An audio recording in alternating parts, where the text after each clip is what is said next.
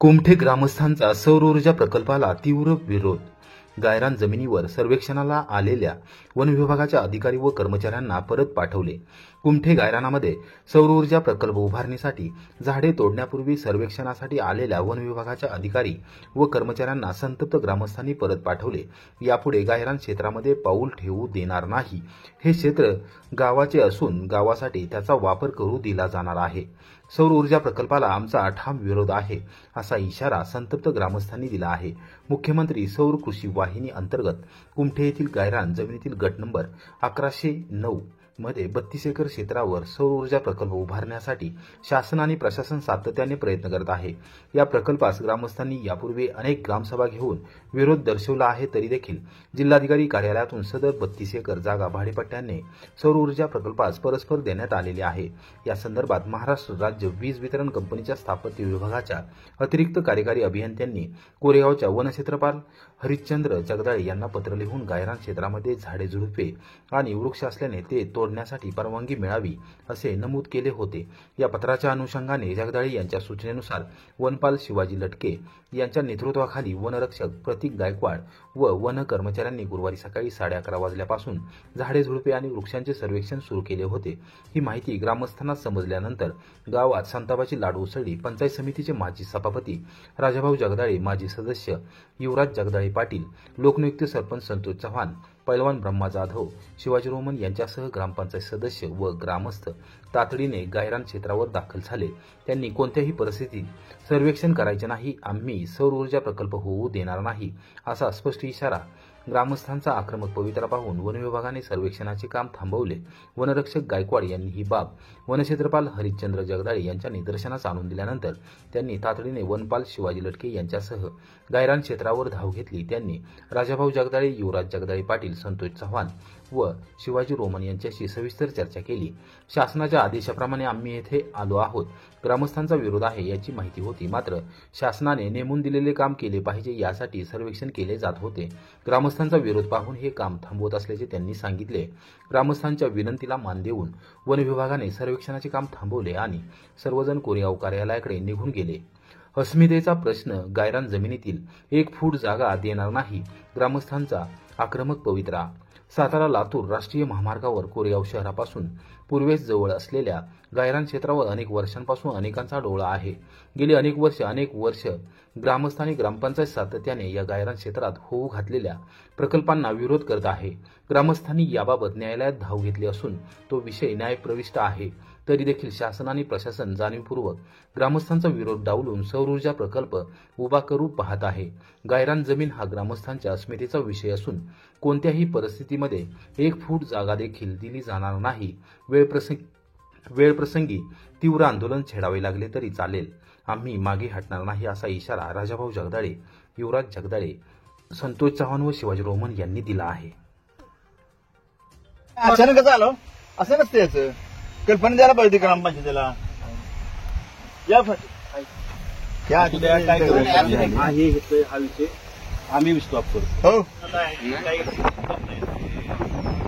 त्यांनी काहीतरी police protection असे काहीतरी ते म्हणजे पत्र आम्हाला आलेले आहे. काय प्रोटेक्शन आले ते आम्ही शेवटी हा विषय आहे, तुमच्या गावाचा विषय आहे. त्याच्यामुळे आम्ही काही नाही, आम्ही फक्त काही शासकीय पत्र आलं म्हणून ते आलो. आता विरोध झाला ना, आम्ही चाललो, आम्ही परत तुम्हाला याला जोडणं ज्या वेळेला दबाव येईल काय करून जा, त्यावेळेला ग्रामपंचायतीला कल्पना द्या. ज्यावेळी आम्हाला काही पत्र वगैरे आले ते पत्र घेऊन हे भाऊसाहेब तुमच्याशी कॉन्टॅक्ट करतील आणि तुम्ही येत म्हटलं तर पुढे, तुम्ही नाही म्हटलं तर आम्ही तिथून म्हणजे आपलं ठराव ठराव द्या करून ग्रामसभेचा ठराव झालेला आहे की द्यायचं नाही. बरोबर. तरी सुद्धा जरी शासन तुम्ही जबरदस्तीने हे करत असेल, ही महिन्याला विषय काय नाही तर गावाच्या आमचा जमिनीची विषय कशाचा ह्या प्रकल्पाची विषय तुमच्या प्रकार तुम्हाला म्हणणार झाडाची किंमत करा, झाडं तोडायची, फक्त झाडांचा विषय झाला संपला विषय. कोरेगावच्या सम्राट गल्ली परिसरात पिंपळाचे महाकाय वृक्ष उन्मळून पडल्याने 4 घरांचे सुमारे 50,000 रुपयांचे नुकसान. कोरेगाव शहरातील दाट वस्ती असलेल्या सम्राट गल्ली परिसरात गुरुवारी दुपारी 4 वाजण्याच्या सुमारास अचानक महाकाय पिंपळ वृक्ष उन्मळून पडल्याने 4 घरांचे मोठे नुकसान झाले. सुदैवाने जीवितहानी झाली नाही. घटनेची माहिती मिळताच नगरपंचायतीचे अभियंता योगेश मदने, ग्राम महसूल अधिकारी किरण पवार, ग्राम महसूल सहाय्यक सूरज मदने यांनी धाव घेतली. कोरेगाव शहरातील दाटीवाटीचा असलेल्या मध्यवस्तीचा सम्राट गल्ली परिसर असून या परिसरात शेकडो वर्षांपूर्वीची मोठी झाडे आहेत. शहरात गेल्या 4 ते 5 दिवसांपासून जोरजोरात वारे वाहत असून पावसाची परिस्थिती आहे. त्याच दरम्यान गुरुवारी दुपारी अचानक पिंपळाचे महाकाय वृक्ष उन्मळून पडला.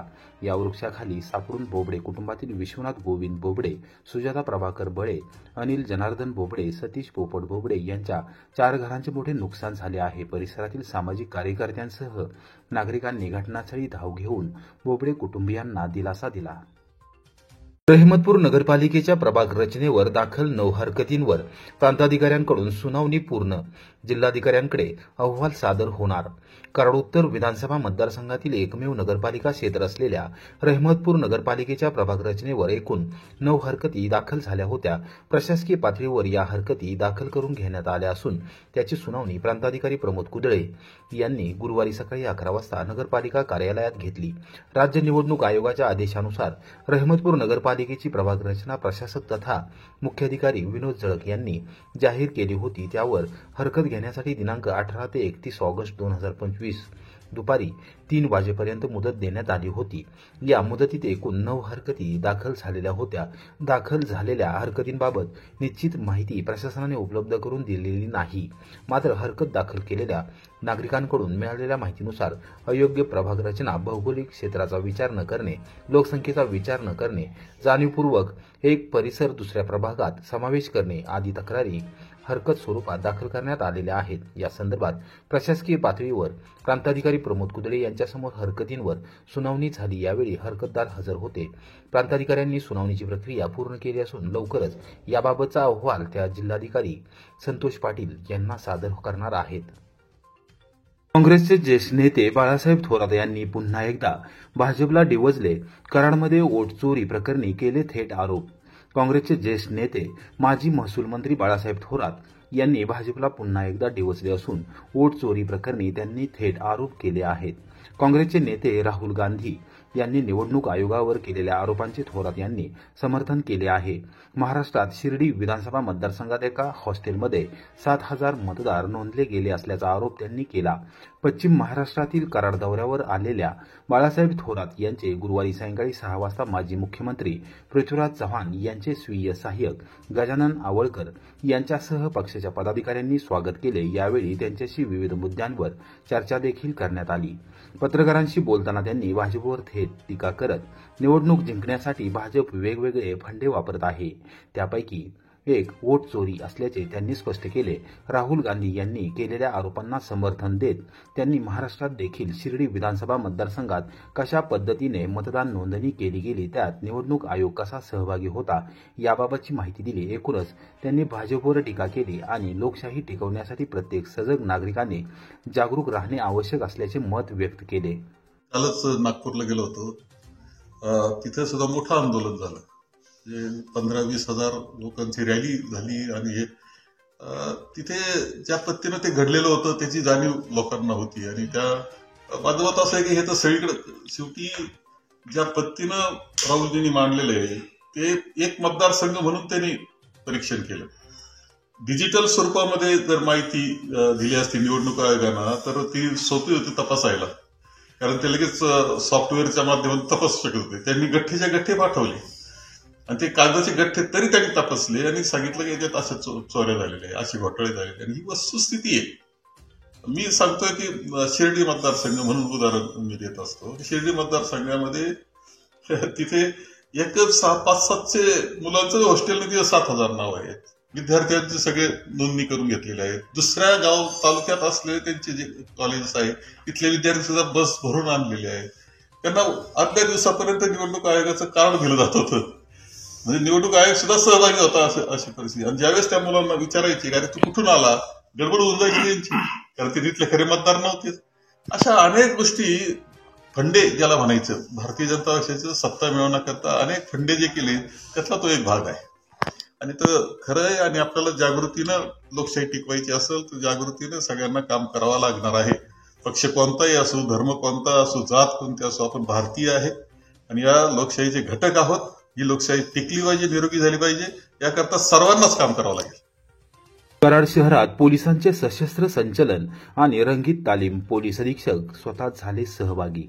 गणेशोत्सव आणि मुस्लिम धर्मातील पवित्र ईद ए मिलाद सणाच्या पार्श्वभूमीवर सातारा जिल्हा पोलीस दलाच्या वतीने कराड शहरात गुरुवारी सकाळी 11 वाजता सशस्त्र संचलन करण्यात आले. त्यानंतर रंगीत तालीम करण्यात आली. पोलीस अधीक्षक तुषार दोशी स्वतः या संचलनात सहभागी झाले होते. पश्चिम महाराष्ट्रात कराड शहर हे पोलीस दलाच्या रेकॉर्डवर संवेदनशील शहर म्हणून नोंदले गेले आहे. गणेशोत्सव काळात कराड शहरात मोठी धामधूम असते. त्याचबरोबर मुस्लिम समाजाचा ईद ए मिलाद सण ऐन गणेशोत्सवात आल्याने पोलीस दलाने कायदा व सुव्यवस्था राखण्याच्या दृष्टीने सशस्त्र संचलन करण्याचा निर्णय घेतला होता. पोलीस अधीक्षक तुषार दोशी, उपविभागीय पोलीस अधिकारी राजश्री पाटील, वरिष्ठ पोलीस निरीक्षक राजू तहसीलदार यांच्यासह गुन्हे प्रकटीकरण शाखा, शहर वाहतूक नियंत्रण शाखा आणि पोलीस ठाण्यातील सर्व पोलीस अधिकारी व कर्मचारी संचलनामध्ये सहभागी झाले होते. रूट मार्च पोलिसांचा, त्याच्यामध्ये पोलिसांची तयारी दिसावी, त्याच वेळेला नागरिकांमध्ये सुरक्षेची भावना निर्माण व्हावी याच्याकरता आज ही रंगीत तालीम आपण आयोजित केले. त्याच्यामध्ये इथे आपण आता मॉब डिस्पर्सलचं एक प्रात्यक्षिक घेणार आहोत. अर्थात जागा कमी आहे त्यामुळे थोडं लिमिटेड याच्यात घेणार आहोत, परंतु एक नागरिकांना कळावं की कशा प्रकारे पोलीस उद्या दंगा झाला तर कार्य करतात. आणि नंतर त्याच्यानंतर जो मुख्य रस्ता आहे जेथून गणेश विसर्जनाची मिरवणूक निघणार आहे त्या रूटवर रूट मार्च होईल. याच्यामध्ये उद्देश दोन आहेत. एक तर पोलिसांनाही सगळा रूट कळावा आणि याच्यामध्ये बरेचसे पोलीस RPFचे आहेत, आणि दुसरं त्या निमित्ताने लोकांनाही ओळख व्हावी की पोलीस फोर्स आपल्याकरता गणेश उत्सवाकरता सज्ज आहे. एवढंच आवाहन करीन सर्व तरुणांना की हे जे सोशल मीडिया आहे त्याच्यावरचे संदेश हे बरेचसे खोटे आणि र्युमर्स असतात, म्हणजे अफवा असतात, त्यामुळे त्याच्यावर विश्वास ठेवू नये. बरेचसे हे समाज विघातक प्रवृत्ती हे तयार करतात मेसेज आणि ते पसरवतात, तर त्याच्यावर विश्वास ठेवू नये नंबर 1. आणि जर तसं झालं, अशा प्रकारचे फॉरवर्ड करण्यात आले तर हल्ली सगळ्या पोलिसांना त्याचा रूट मिळतो. कोणी ओरिजिनेट केलेला आहे, कोणी फॉरवर्ड केलेला आहे, आणि त्याच्यानुसार कायदेशीर प्रक्रिया यालाही त्यांना सामोरं जावं लागेल. जेणेकरून जर अशा प्रकारे रूमर्स व्हॉट्सअप समाज माध्यम म्हणजे समाज सोशल मीडिया याच्यात पसरवण्याचा जर प्रयत्न केला तर त्याच्यावर योग्य ती त्वरित कायदेशीर कारवाई करण्यात येईल. आणि त्याच वेळेला या सर्वांनाच आम्ही सांगतो की असे मेसेज न पसरवता त्याची पोलिसांना पहिली माहिती द्यावी, जेणेकरून आम्हाला ते मेसेज तिथेच बंद करता येतील.